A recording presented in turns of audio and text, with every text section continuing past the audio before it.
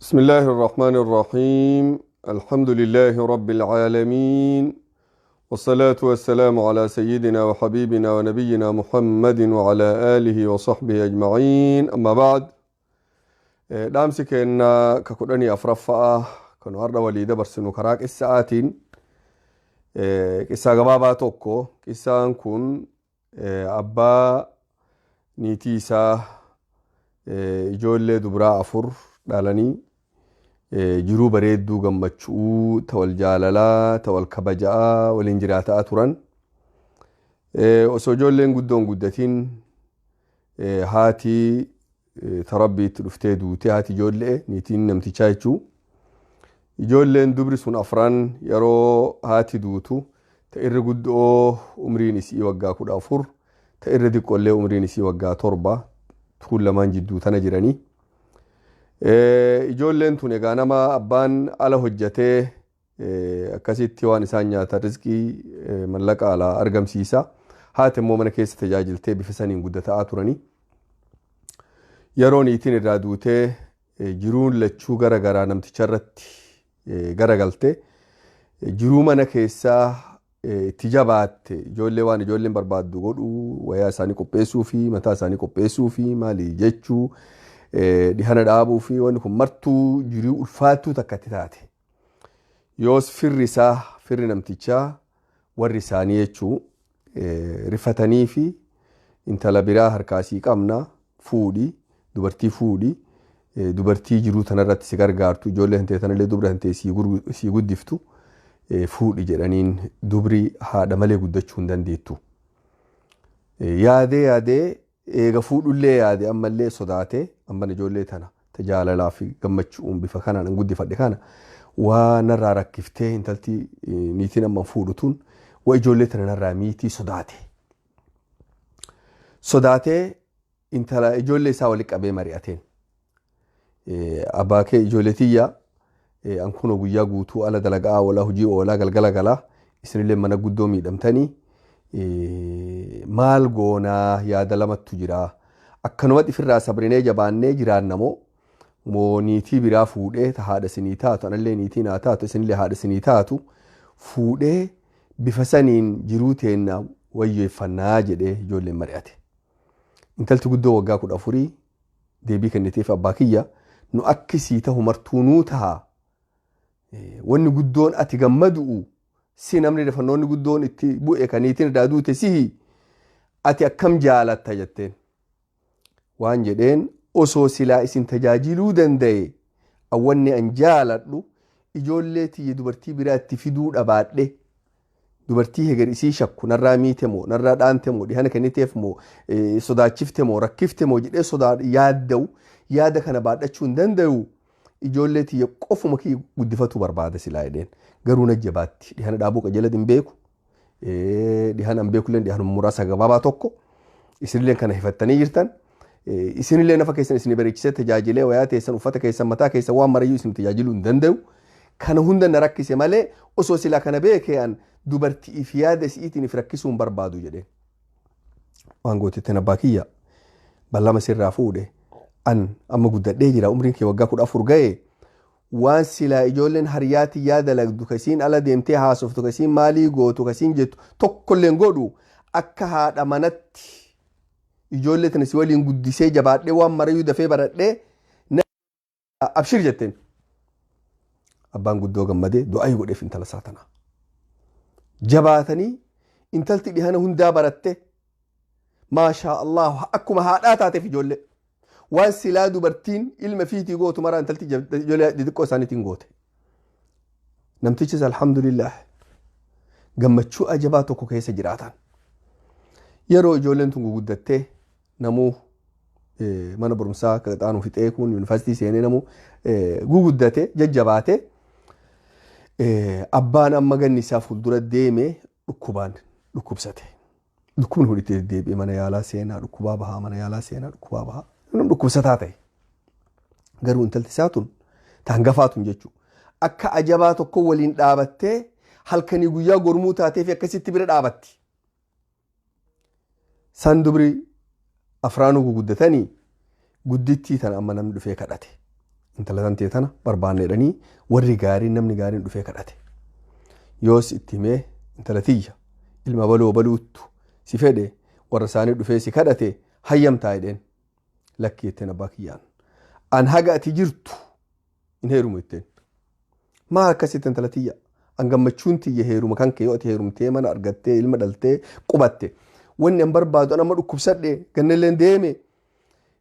osoo jiru hunda keessanuu isinii heerume mana fi ijaarate ilma fi dhalee namuu addaan if danda'e arguu barbaadaa qalbiin tiisanii gammaddii jedheen kasii miti jetteen abbaa kiyya atama dhukkubsatte humnatan tee waan qabdu hundayyuu nu baafte mana amma keessi jiru kana akkasin rakkattee nuu ijaarte nuu bitte amma eegati hujii dadhabdee mana deebite wanni guddoo nu sattari guddoon mana kana osoo manni kun silaa kiraa ta'e silaa guddoo miidhamne amma akkana si dhiisee yoo an si biraa heerume ijoolleen teena tagaxaantu tulleen ijoollee hagas maraatii miti dubri tuni in miidhamtaa kanaafuu yoo an si biraa deeme yeroorraa yeroo yoo si dhufe malee guyyaa hunda si bira taa'uu hin danda'u si tajaajiluu hin danda'u yerooti mana yaalaa seenti si waliin achi taa'uu hin danda'u kanaafuu si dhiiseen heerume jetteenan kadhatee dadhabe intalti itti aanuun dhageetti tatti aantuun dhageetti abbaa kiyya yoo isiin heerumatti hajaa hin qabne anatti heerumaa na kenni jetteen intala guddoo madhate intalteen xiqqoon akkana jetti akkam jennaan kenniif jetteen ganda yaamee guddittiin hin didde tatti aantu harkaasinii qaba jennaan hayyee jedhanii intala heerumsiise baate talammataa dhufanii kadhatan ammallee guddittii kadhatan ammallee hin didde tasadaffaatii dabarsite sanillee hin heerumte ta afraffallee hin heerumte dubri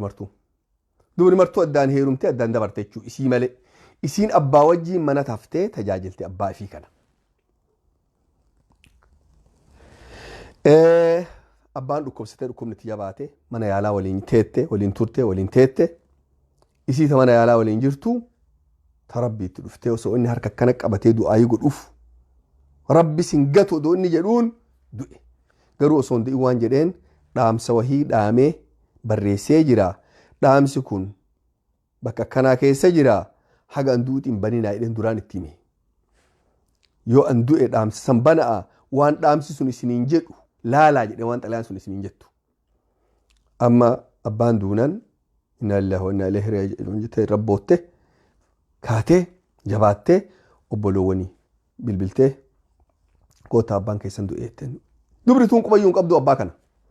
yeroorraa yerootti dhuftee ilaalti malee irra hin kaayanne isaan dhufanii waliin egaa owwaalanii fixanii firati manii firri dhufee owwaalee isaan illee keessa jiraatan jechuu hiyya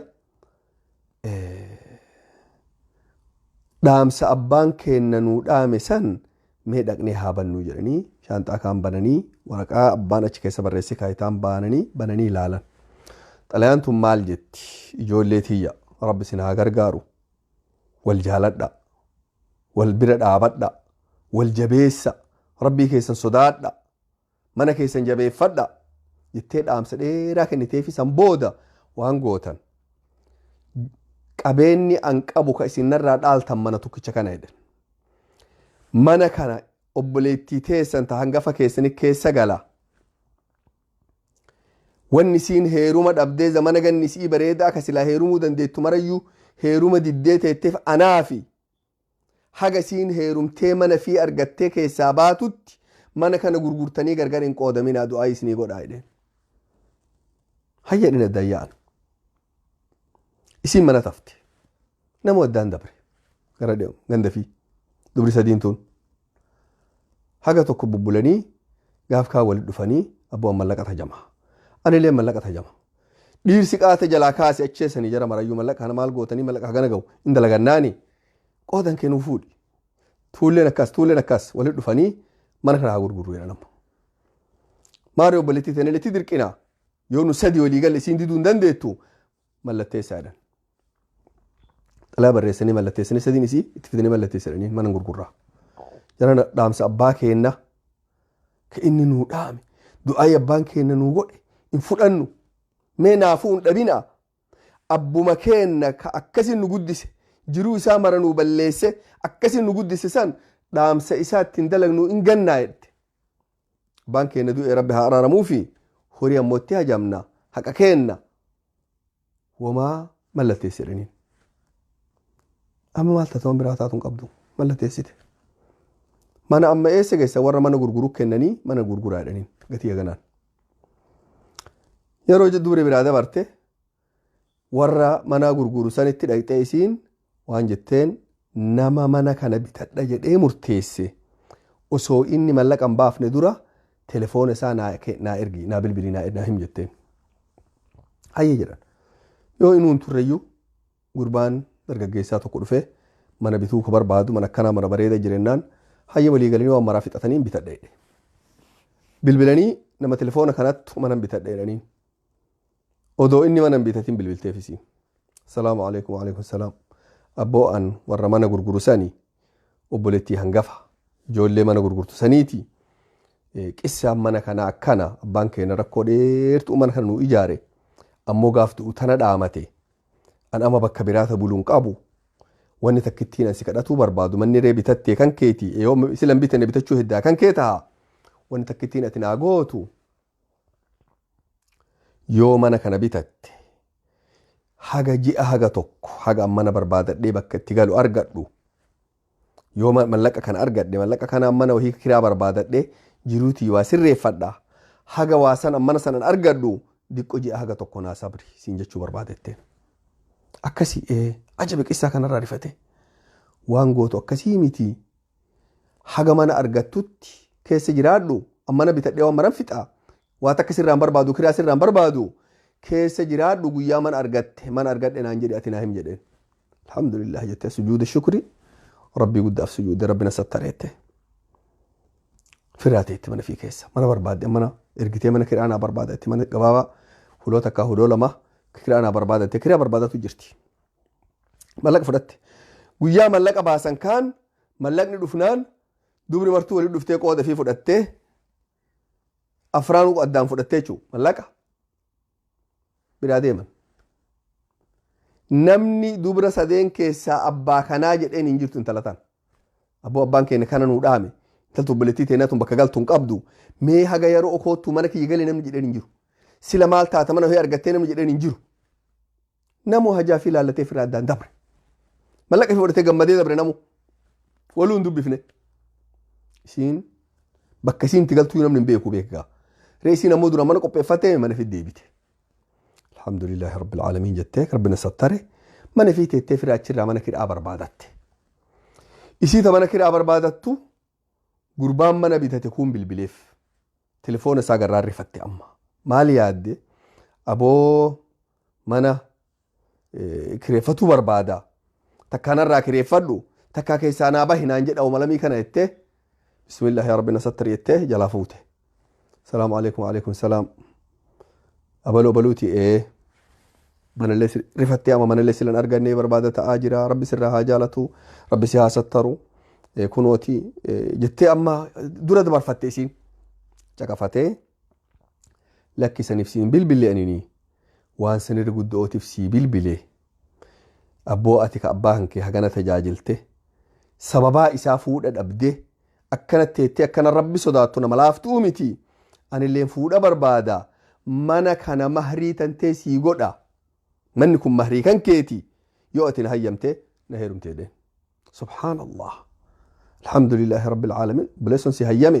kootu wal garraa jetteen yoo dhufe gurbaa akkam bareetu gurbaa dargaggeessaa gurbaa akkam qabaata barata alhamdulillahi rabbil aalamiin jettee qeebalte manni sulleen mahrii isii taheefi dhiirsa akkam gaarii ka gara maraanuu akkam gaarii rabbiin guddaan manuma saniti reefi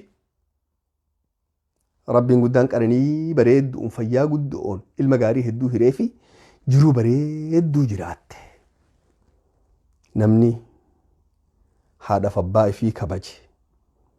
haadhaaf abbaa ifiitii rahmata godhe osoo akhiraan geenne adunyaa tanatti argata osoo akhiraan geenne